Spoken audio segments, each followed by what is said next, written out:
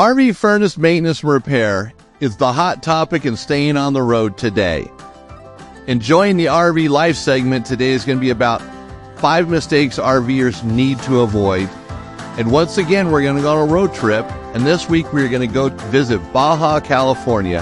To be specific, the coastline. And that's going to happen in the next stop.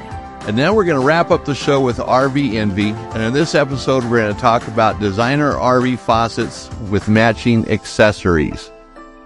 This is Eric Stark with the Smart RV'er Podcast, delivering the smarts you need to enjoy the freedom of the RV lifestyle without the fear of breaking down. Today's episode is 136, so let's get to it.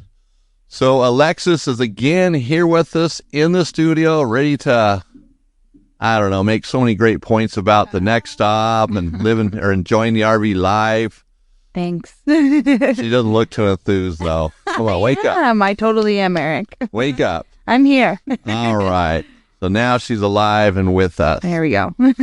All right. So, hey, I want to just share one thought with you people out there. That didn't sound right, you people. People of Earth. There you go. So if you're looking at a new RV and it's got one of them really nice black glass entrance doors on it, they're really cool looking. Think twice before you buy an RV with one of those. We just heard the other day that when the glass breaks, it can go upwards of $1,600 for a replacement. My goodness. So that's usually on a travel trailer. It's all black glass on the outside, looks real sharp. So watch it. That's a lot of money. And, you can almost count on that glass breaking. Mm-hmm. You slam the door too hard, rock hits it, something happens. I think I've brought this up before, so be aware. Yeah. Some more of that ingenuity that the designers of RVs are incorporating in RVs today to make them, not so fun. Yeah, exactly. Let's try to ruin your vacation. That's the new motto among the engineers and designers. Make some money here. Right. Sadly. In an episode a while back, I said something about, just everybody should quit buying new RVs for a year. And somebody said that that's not really right because so many people would be out of work. The potential of that. I mean, it's not just the manufacturer, the dealerships and so forth. And, there's some truth to that. But then again, how do you get the point across to manufacturers that they're producing garbage? I mean, Alexis, what do we hear in the store when people walk in, they bought a new RV? Are they happy? Nope. They've got endless amounts of problems. Endless. And they're frustrated. They've spent all this money and they basically get no warranty or, limited warranty because the dealerships really just don't want to do anything. And the dealerships are part of the problem here as well, but the manufacturer is both of them. Yep. I get the dealerships, sometimes they're between a rock and a hard spot on that warranty, but if they can't warranty it, why are they selling it? Were you going to say something? No. Okay. All right. Bring it on. I'm just totally in agreement with you. People might lose some jobs, but how do we get the point across to the manufacturers what they're producing isn't right? They're taking people's hard-earned money and they're selling them garbage. Yeah. And, I just hear more and more every day. And so if you're thinking of buying a new RV, be aware. Be careful on what you purchase and from whom. Ask a million questions. Yeah. Check out that RV, the one you're going to get from top to bottom before you ever put a dime down on it. Make sure everything works. Go through it. Have an inspector come out if you can afford it. And if the dealership will let the inspector on the lot. Mm-hmm. So be cautious. I have many more things to say here, but I'm going to save some for the next couple episodes. So let's get on with why we're here, listening to the Smart RV'er Podcast. And believe me, it's all about having fun in an RV. It's not about all the problems. So even if you do have some difficulties, remember, the bigger picture is the RV. And I certainly promote that. We love hearing about it, because customers that come to the store that are using an RV, they're happy. Even with the problems, they're still happy. They're just frustrated with the manufacturer. We need to just stay on course here, look at the big picture, making memories in that RV. It's about you and your family having fun. And sometimes there's a little bit of lemonade along the way, vinegar or something. Vinegar. All right. So now that's going to bring us to enjoying the RV life. All right. Change of mood Wow. here. All right. So we can enjoy the RV life, though. Now, there are quite often things that are going to happen when you're buying an RV or owning an RV. And it's just like anything else, a house, a car, an airplane, a bicycle. Mistakes are made, and that's just part of life. That's part of the process. So today we're going to talk about 5 RV mistakes to avoid. Yep. Now, remember, RVing is a great way to explore the world or the United States, or, well, it's your world, whatever you make of it, right? So there's things that people make, mistakes that people make that sometimes just kind of keep going on and on and on. But that's probably too because some people have learned, other people are just getting into the RVing lifestyle, so they got to learn the hard way, I guess. So if you're new, listen up. This will save you some headache. That's right.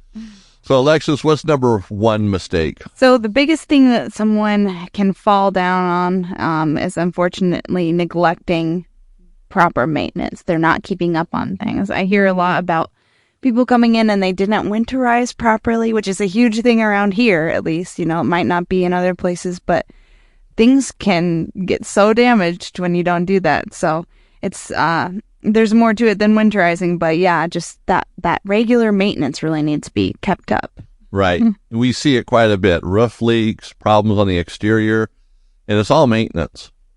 You have to take care of your RV, especially if it's outside. If it's inside, things don't happen as much. So if you store it outside, you got to stay on top of that maintenance.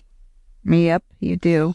Okay, so number 2 on the list would be overloading the RV and really poor weight distribution. Poor weight distribution. Yeah. You know, if it's a trailer, well, actually even a motorhome, but trailers are probably more susceptible to this, but, you know, not distributing the weight through it properly, you know, having a whole bunch of weight on one side and nothing on the other can cause some safety issues. It can. Understanding your RV's weight limits. You know, a lot of RVs, especially trailers, are kind of maxed out when you buy them.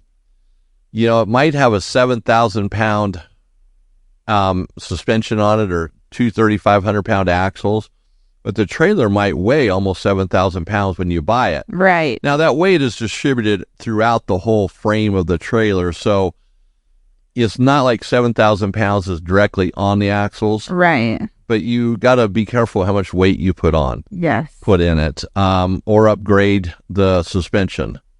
Yeah, that's exactly what I did on my trailer. We upgraded it because it really wasn't built right. Right. Yeah. You know, and you knew it. Yep. Right.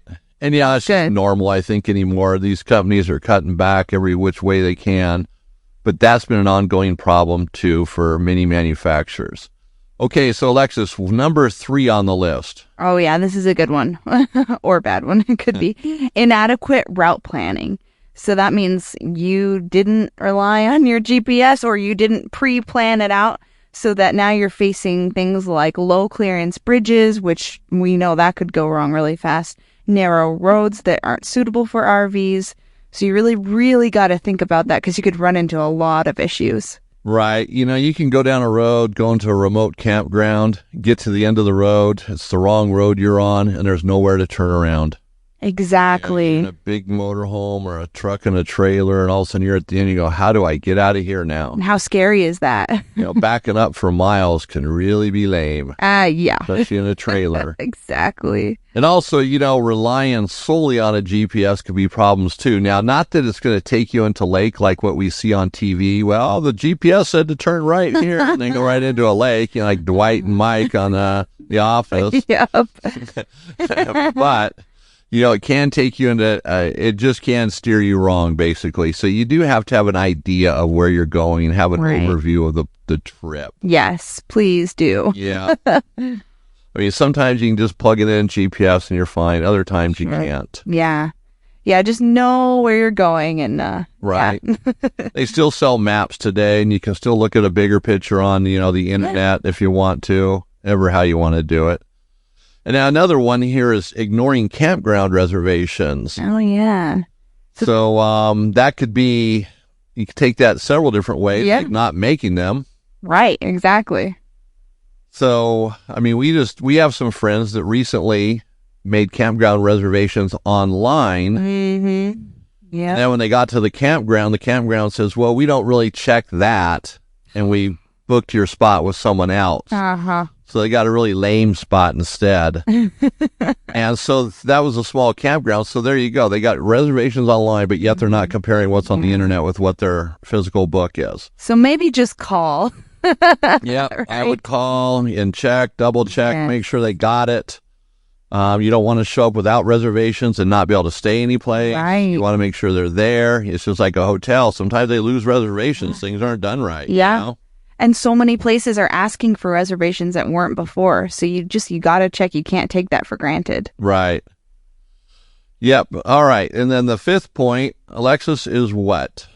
Traveling too far, too fast. So what does that mean? mean? The problem. Well, when you rushing around from one, destination to the other, that first of all, you're not enjoying yourself probably. And that's what we're talking about, enjoying the RV life. And then being realistic about what you and your RV can do, driving distances like that. Maybe you're not getting enough rest. Maybe you're not doing the proper inspection on your RV. You could have a blowout. You could just not be identifying problems that are going on. So, slow down. RV life is not about rushing around. It's really about taking your time and enjoying it. So there's more to it than that. Right. There's some good advice there. Take your time, enjoy it. And like Lexus brought out a good point is, if you're spending the night someplace, the next day you're traveling again, you got to make sure you check out your RV, do visual walking around it. Yeah. Not be super in depth because you're using it, but still check things out. Yes. Okay, so here is the bonus tip. This is the bonus tip of the century. Read it, Eric. Man, I can relate to this. Leaving home unprepared. It seems like it'll take 7 or 8 hours to pack up the RV or the car, whatever, But we're going down the road and forgot this, forgot that. Some things you can do without. Some things you find yourself in a store buying them. Yeah, extra money. And you got one more. Now you got 8 of these things because you keep forgetting. Yep, exactly. So, some things just leaving your RV. Some things just maybe have a kit. Certain things you take out of the RV, just have them in a box of some kind where maybe you don't take the box, but you just take everything out. Right. Put it in the RV, then put it back when you get home type of thing. There you go. That's what I'm doing more of now, whether we're going off-roading or in the trailer, having some things just kind of ready to go, just grab a box type of thing. Mm-hmm. All right, so that's the $1 billion bonus tip. Leaving home unprepared. All right. Boy, that's just part of life. Going to the store, spending $70 or $80 at the Conoco. That's so bad. Okay, so now that's going to bring us to staying on the road. And this is the part that everybody's waiting for, how to maintain and repair their furnace. So the furnace repair, we're going to get into that, but first we're going to talk about cleaning it. But remember, this is a podcast, so I'm going to be explaining this stuff, so it's a little more difficult. Maybe someday I'll do a video, but for now we're doing the podcast. And it's not as hard as many people think working on their furnace, or at least diagnosing it or getting close to being able to fix it. One of the important things is a furnace can fail the day before you're going on a trip. You start it up just to check it and it's not working. And you're going someplace where it needs to work, or out on the trip, it fails, and you might not be able to get someone to fix it. Even if you were to take it out and take it into a shop, they might say, well, we can do it, but it's still going to be several days. So this can help you, avoid that problem, if you're against the timeline, or just in general, if you want to just do the repair yourself. Now, first, let's talk about cleaning the furnace. You have to make sure it's clean, and, it's not, so, there's part of it where, the inside of the RV, there's generally a vent kind of covering where the furnace is at. And you want to make sure that area is clean of dust. If you have pets, make sure there's no fur building up. Sometimes pets, with their shedding of their fur, can really cause problems for furnaces. The blower wheels can get filled with fur. The sail switch can get a piece of fur in it and not work. So you have to really make sure it's clean. So you get in there and vacuum that out. And depending on the type of furnace you have, you might be able to take a cover off and do some vacuuming in there. You can go outside and put compressed air into the vent on the outside and blow out any debris that's built up in there. So that's kind of your basic cleaning of the furnace, interior, exterior. And the outside exhaust, you do want to check before you ever put air in there. Look in there with a flashlight and see if there's anything building up, like I can't think of the word now, but little nests for little critters, mud daubers, things like that. They can get in there, and over time, they can build something up pretty quickly that can keep your furnace from working properly. It has to have good airflow. Without proper airflow, it's not going to work correctly. And it's also a safety issue too. You want something in there that could catch fire or get the furnace working properly, and you get a little more carbon dioxide coming in the RV than it should be. And, that can create serious health problems, if not death. So you want to make sure your furnace is working properly. Remember, you're in a small place in the RV, so things can happen quickly as well. When it comes to repairing an RV, it's going to depend on, what's wrong with repairing a furnace. It's going to depend on what's wrong with it. Some furnaces, you can work on them while they're in the RV. Some of them, it might just be easier to take out and put it on a bench to work on it. And for some basic testing, you don't even have to have propane hooked up. You can just have 12 volts hooked up. The gas valve will clunk and sound like it's opening. Then it'll start sparking. Then if you get to that point, you really want to hook up propane, then hook up propane. It's not too hard to do. You'll have to have a line made to do that. But if you're doing your own maintenance, it might be worth having a propane line to accommodate that. The RV and how it's made is going to dictate which method you use. Some are going to have to come out no matter what. And other ones, you can do some of the repairs in the RV. It sometimes can be harder, or some of the repairs can be pretty basic, like some of them a circuit board. There's no point in taking out a furnace to check a circuit board. Get the point here. You're going to have to look at your furnace and determine what you have, how it was put in, and what you can do. And furnaces aren't that scary. Sometimes they look like it, because they're in the case and they're sometimes awkward, but they're really not that hard to get in and out. So don't be afraid of it. It's like a car. Sometimes you open up the hood and it looks really scary until you take the air cleaner off and go, yeah, it's not so bad. Same thing. To understand how to diagnose a furnace, you have to understand the operation of it. Now, not all furnaces work identical, but you can take the operation and apply it to most of them and get you going in the right direction. And before I go on and forget, most furnaces, let's say you have a Suburban SF30F, you can find a manual for that. And if you need help getting a manual after you try, you can let us know and we can probably get you a manual. We have access to a bunch. And so the manuals will have a lot of good information in there, how to diagnose it, how the operation works. And by understanding that, it's going to help you to diagnose the problem. So that manual can be indispensable. And so I would recommend getting one now. And I've said this before, get it now before you need it so you have it. Put it on your phone or computer someplace or print it out, whatever you want to do, but make sure you have it. So anyway, back to the operation. So you go to your thermostat on the wall and you slide it, or it's digital, you turn it on and you set it to the desired setting. And after, the blower motor should come on right away. Then after 15 to 30 seconds, you're going to hear it ignite. The blower comes on and then it should ignite. Well, what happens is when you turn the thermostat on, the contacts close there. It's sending power out to the furnace. The blower motor starts, and depending on the furnace, when it gets to about 70% of its speed, the sail switch will move and close the contacts in there.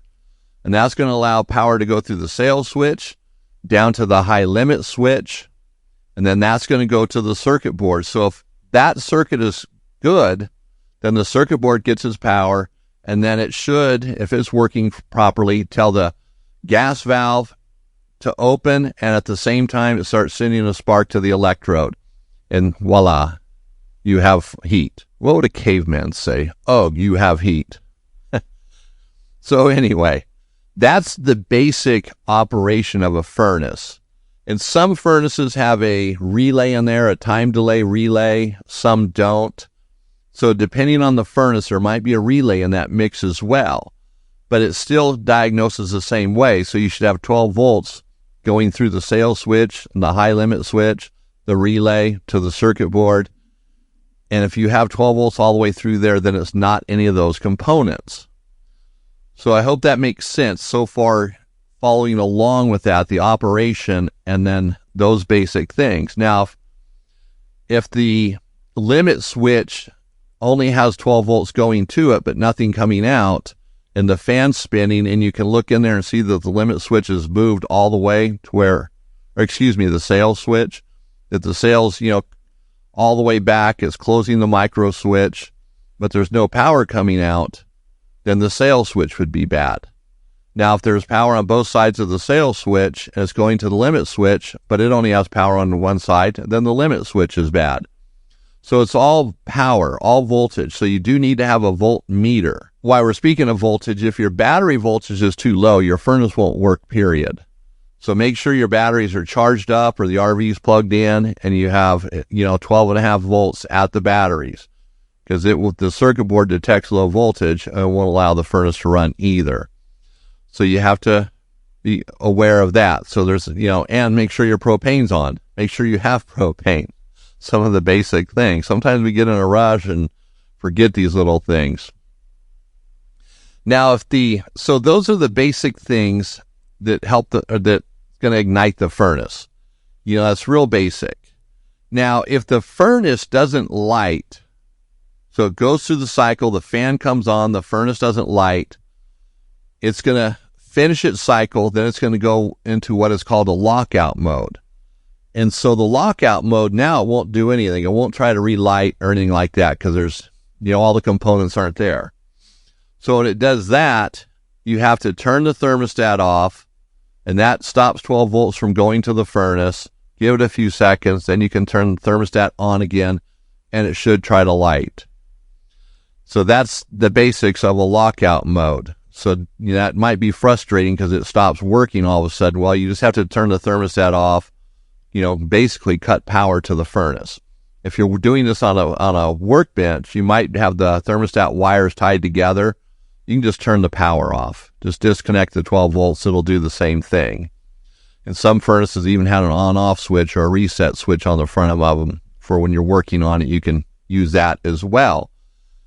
So there's, that's the basic operation and kind of the basic function. Now, one thing too is if you're suspect of the circuit board, most RV places, that do repairs and stuff will check it for you at no charge. And it's going to tell you if it's lighting or if it's igniting, if it's sparking basically, and if the gas valve opens. If both of those are working on the circuit board, the board could still be bad, but those two functions are working. And those are the two that fail the most, or at least at what we see here. Now also, in testing the furnace, let's say you go to your thermostat and you turn the thermostat to whatever temperature it is, 80 degrees, and nothing happens at the furnace.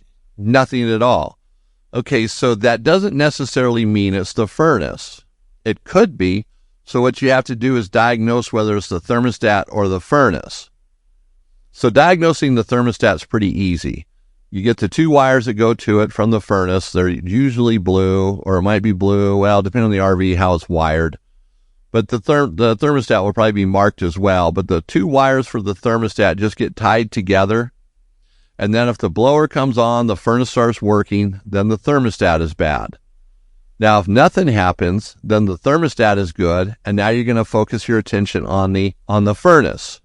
And you're going to be checking the blower motor to make sure it has power when the thermostat is on. If it has power going to it, but the blower motor still doesn't work, then more than likely the blower motor is bad. So it's pretty simple. But blower motors generally make noise and stuff before they fail. They give you a screaming warning, all sorts of racket. And so that gives you an indicator that you have a problem there. So it's important you understand that. Now, also, the circuit board is going to have a light on it that's going to blink and do different things, and that'll help you diagnose the problem in your circuit or in the furnace as well. It might be airflow. It might indicate the board is bad. And some furnaces have the chart for what the lights mean right on the furnace. If not, it'll be in the manual if you get the manual. If not, you can go to Dinosaur Electronics website and they'll have it there. It doesn't matter what brand furnace it is, the lights all do the same thing, or, they have the same indication of how many times they flash, or if it's solid, flashes once. They mean different things. So that can help you as well. Assuming the blower comes on, then it's going to be somewhere after the blower, the sail switch, the high limit switch, and those are the easy things to check. So basically, if you really look at this correctly and you understand the operation, you should be able to diagnose it without buying a bunch of extra parts. Some people just throw parts at it. But one thing I do recommend, and this will come at a cost sometimes because sail switches are sometimes hard to replace because of where they're located. But if you have the furnace out, you should put a new sail switch in it regardless. If it's good or bad, just put a new one in because it might be good right there. You move the furnace around, something moves around that micro switch, and the furnace might not work when you put it back in. How frustrating is that? So that's kind of a furnace repair in a nutshell. So like I said, get the manual, understand the operation of the furnace, and you will have this figured out. And you might be a hero when this thing stops working the day before you go on a trip, and you can get it working, and the family will love you. And then your trip, your plans aren't ruined, or you don't have to go all this alternative stuff. A little bit of a rush to get it done maybe, but you got it done. And if you need help with the manual, let us know. I'm sure we can get one, but check online first before you ask us, because I don't want 10,000 people coming to us tomorrow asking for manuals. And they are available all over the internet. That concludes staying on the road. And as a reminder, I want to bring up SunPro Manufacturing and the slide-out awning fabrics. Slide-out awning fabrics are, they deteriorate. They need to be replaced. I know we're kind of going into wintertime here, but a lot of people still travel in the wintertime.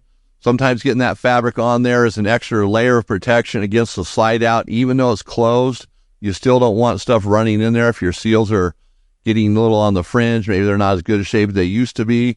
So having a new slide out awning fabric can definitely be a protection for the slide room and your RV in the wintertime. And for the people that travel in the wintertime, you got to have a good slide out fabric. It's got to work right. So if you need one, check out sunpromfg.com under slide out awning fabrics. We have several different flavors to choose from, all the sizes. If you don't see what you need, just give us a call or call SunPro 800-789-5588. Now let's go to the next stop. We're going to talk about Baja California, more specifically the coastline. So, Alexis, what can you tell us about Baja California, the peninsula? The peninsula. Oh, boy. Well, there's a lot to do there. Lots of campsites and RV parks, which got my attention because that's what we talk about. So that's really cool. So if you want to have an adventure, you can go down there. There's a lot of marine life and whale watching, which I think is really cool. That would interest me. So if you're a nature enthusiast, this place will not disappoint you. And snorkeling and scuba diving. That's the other thing. I'm not super into scuba diving. I'll snorkel a little, but I don't like being, underwater that much. It doesn't appeal. Scuba diving is about staying alive underwater. I know. I don't like it.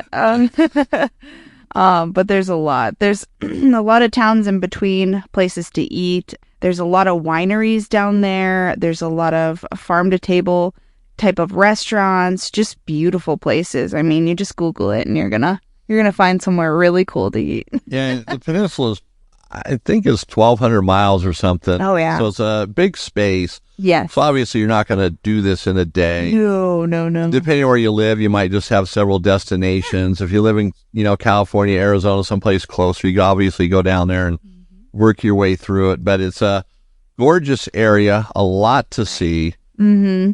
Even Tijuana, it's a popular city, but it's a big city. It is big. But it's still interesting. Yeah, there's a lot of places to eat there. Yep. And sometimes, we call them hole-in-the-wall places here in the States, but there, a hole-in-the-wall place is really bad. Okay, but sometimes the food can be really good. So it depends on how brave you are. Right, exactly. You know? What are you willing to try? Right. You know, Mexico has always got the reputation of being so dangerous. And overall, it's a pretty safe country. It's probably changed some in the last couple of years, got a little worse, but I have friends that live in Mexico. They don't have any problems. I used to go to Mexico quite a bit. Yeah. Problem-free, you know. Honestly. You just have to be alert. Yeah. You know, don't look like a tourist. Don't act like a tourist. I know your RVs can give it away, but, you know, one thing I recommend, too, is just learning their currency and adapting to it right away. Yes, sir. Don't put it off. Nope. Easier, because I'll tell you, every time you use American money, you're going to get something back that don't make sense to you. But it makes sense to the person at the store that gave you the change. Just use the pesos. Exactly. It'll work. Exactly.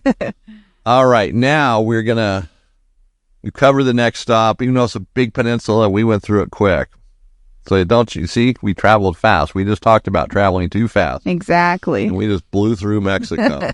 Oh, well. All right, now let's talk about RV designer faucets and the matching accessories. So this isn't really a complex or a conversation here. You know, a lot of the faucets today, like from Durafaucet's our favorite brand right now. We got a store chock full of Durafaucet. In fact, we got rid of the other brand, which is Phoenix, or one of the other brands, and that all we're carrying is Durafaucet. All of their faucets just have a really nice look to them. You can still get the basic chrome ones, which is fine, you know, if that's what your RV is and it works. You know, you don't have to have one of these designer type faucets and the oil rubbed brass and the fancy handles, but they're nice looking. And in a lot of cases, they're not that much more than your basic faucet. But the other thing is you can get matching accessories like the shower you could have all your faucets matching, let's say oil rubbed bronze, but you can get a shower head and a shower hose in the same finish. Well, it looks really nice in the bathroom. It kind of completes it. And, you know, in some cases, you might have to go to, let's say, a box store or whatever, but find a towel bar, things like that, other accessories that will match the faucets, just like you would do in your house. And a lot of times the towel bars and things that you would put in your home will work fine in an RV, and that's why I bring that up. So you can have everything matching. And like I said, it's not imperative that you do that. It's just if you're going to put a faucet in, and then down the road you have to replace a shower head, make it all match. You know, I'm not saying just throw it all away and buy new stuff, but just change it as you go, and it's going to look a little nicer. And remember, this is your home away from home. So when you're out RVing, you know, it's nice that everything matches, looks good, makes it a little more comfortable, you know, makes that home away from home more cozy. You know, everything's there. You like being there because RVing is about wanting to be in the RV. Well, or being outside, but either way, you know, you get the gist. So if you can, make everything match. And Durafaucet, as I said, is a great brand to look into. All their faucets are very nice. And they come in a lot of the new RVs. Which, you know, I don't know if that's good anymore or not. But Durafaucet, well, we don't really have any problems with them. We sell a lot of them, so they're a good brand. So, you know, we definitely endorse that brand if, you know, your store is carried. If not, go with whatever they have. There's only 3 or 4 brands that are mainstream in the RV industry that you can buy aftermarket. All sorts of junk comes on them, but what stores sell, there's only a few. All right, now for our final call to action here. Go to YouTube and check out the Smart RV'er channel and like and subscribe the videos, watch some videos, like it, you know, hit the like button if you like it, subscribe. You know, we appreciate that very much. It builds us up in the YouTube system so more and more of our videos get viewed by other RVers. Now, that's bringing us to the end of our episode today of 136. So next week, in 2 weeks from now, episode 137, we're going to be talking about roof vents and escape hatches and high-velocity fans. We're going to kind of sort through some of the myths and misunderstandings on this so you can be more informed and well prepared when you go to an RV store to replace one of those products or a part of it. So I want to thank you all for listening today. This is Eric Stark with the Smart RV'er Podcast. It's been great hanging out with you. If I don't see you on the road, let's connect at thesmartrver.com. calm